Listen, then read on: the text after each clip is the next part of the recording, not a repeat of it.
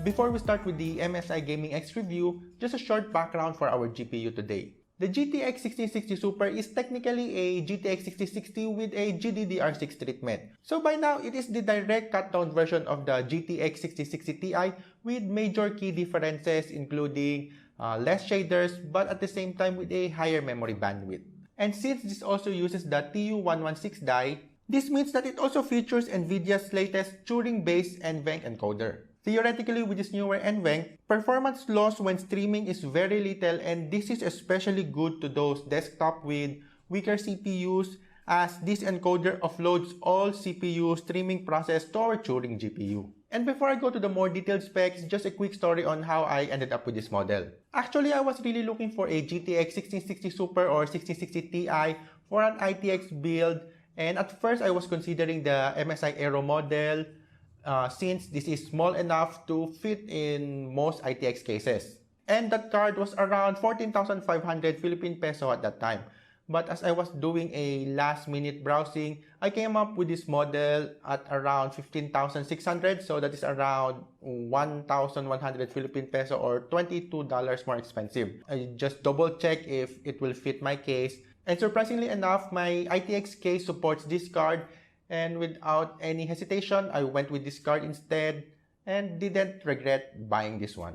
So going back to its specs and features, this Gaming X model features their latest Twin Frozer 7 thermal design, which consists of two 90mm fans. And with their latest Zero Frozer technology, the fans will only spin up once it reaches a certain temp threshold. The heatsink itself features three nickel-plated copper heat pipes, while a copper base plate is connected to it, which is in charge with the actual GPU heat transfer. I/O for this card consists of three DisplayPort 1.4 ports and a single HDMI 2.0B port. As for clocks, rated GPU boost core clocks is around 1860 MHz, but my card easily reached 1920 MHz thanks to NVIDIA's latest GPU Boost 4.0 technology. Memory clocks, on the other hand, is rated at 7,000 MHz, and all of these clocks are powered by a single 8-pin external PCIe power connector. Looks-wise, I really like how they ditched the red and black aesthetics from their previous cards and just opted for a sleek, black, edgy design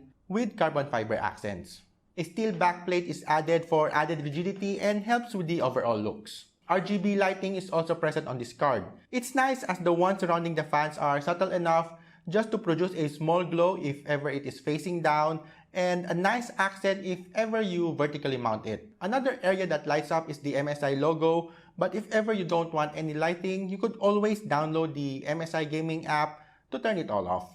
Test setup for today's benchmark is going to be my Ryzen 5 3500X paired with 16 gigs of Averxire DDR4 memories rated at 3200 MHz. And with that, let us go to our 20 game benchmark.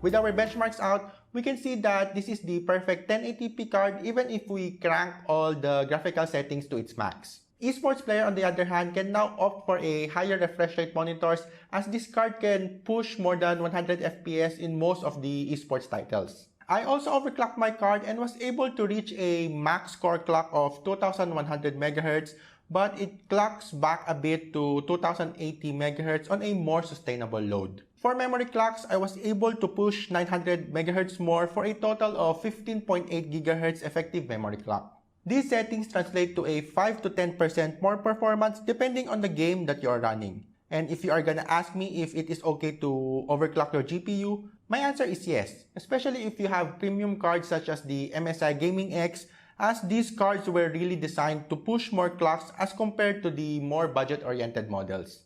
For our GPU temperatures, they were amazing too. With their latest Twin Frozer 7 technology, our temps remains under 70 degrees Celsius on default fan profile while running the superposition benchmark. I also included other temperature results for my overclock settings, and at 100% fan speed, my overclocked MSI card just sits around 60 degrees Celsius, and that is on a hot 33.6 degrees Celsius ambient room temperature.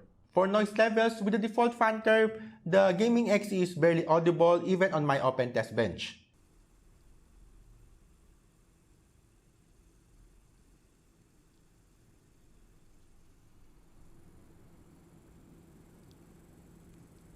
System power consumption sits around 190 watts, which should be good for those lower watted PSU which we usually see on those pre-built OEM systems. Overall, I really like this card, and it's been a while since I had an MSI card. I think the last one was the MSI R9 280X Gaming 3G. Good aesthetics paired with great performance makes this a recommendable card if ever you are shopping for one. So that is all for today's video. If you found this helpful, go hit that like button and do turn on that notification bell. Also do subscribe to my channel for more video card reviews like this. Once again, this is Brain of Junkyard Summit. Thank you, stay safe, and see you in the next one.